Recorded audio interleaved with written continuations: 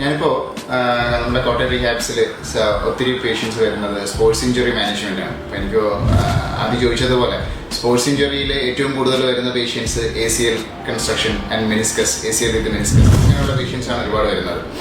അത് ചില patients surgery കഴിഞ്ഞിട്ട് വരുന്ന പേഷ്യൻസ് ഉണ്ടാവും, ചില പേഷ്യൻസ് സർജറി വീണ്ടുണ്ടാവില്ല, അവർക്ക് മസിൽസ് സ്ട്രെങ്തൻ ചെയ്താൽ മതിയായിരിക്കും. അപ്പം ഇങ്ങനെ ഈ പേഷ്യൻസിന് ഈ ACL ഇഞ്ചുറി വന്നിട്ടുണ്ടാകുന്ന പേഷ്യൻസിനെ ക്ലാസിഫൈ ചെയ്ത് പ്രീ ഓപ്പ് ആൻഡ് പോസ്റ്റ് ഓപ്പ് നമ്മൾ ഫിസിയോതെറാപ്പി ചെയ്യുന്ന പേഷ്യൻസ് ഉണ്ട്. ചില പേഷ്യൻസ് സർജറി വേണ്ടായിരിക്കും, പക്ഷെ അവരുടെ മസിൽസിനെ സ്ട്രെങ്തൻ ചെയ്യുക, തിരിച്ച് ഒരു നോർമൽ സ്പോർട്സ് ആക്ടിവിറ്റിയിലോട്ട് ഇൻവോൾവ് ചെയ്യുക, അതായിരിക്കും നമ്മുടെ മാനേജ്മെന്റ്. പിന്നെ ചില പേഷ്യൻസ് എന്ത് ചെയ്യാം, ഡെഫിനറ്റ്ലി കംപ്ലീറ്റ് ടയറായ പേഷ്യൻറ്റ് ഡെഫിനറ്റ്ലി ഒരു സർജറി പ്രൊസീജിയർ കഴിഞ്ഞിട്ടേ നമുക്ക് അവരുടെ റീഹാബിലിറ്റേഷൻ സ്റ്റാർട്ട് ചെയ്യാൻ പറ്റുള്ളൂ.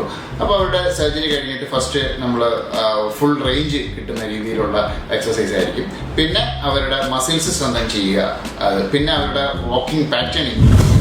ചിലപ്പോൾ ഈ പറഞ്ഞ നിങ്ങൾ ശ്രദ്ധിച്ചിട്ടുണ്ടാവും, ഒരു ACL ടയർ ഉണ്ടായ പേഷ്യൻസ് ഫുൾ സർജറി കഴിഞ്ഞ് 3 മാസം കഴിഞ്ഞാൽ അവർ ഒരു ഞൊണ്ടി നടക്കുന്ന ഒരവസ്ഥ. അത് പ്രോപ്പർ ഒരു റീഹാബിലിറ്റേഷൻ കിട്ടാനിട്ടാണ്.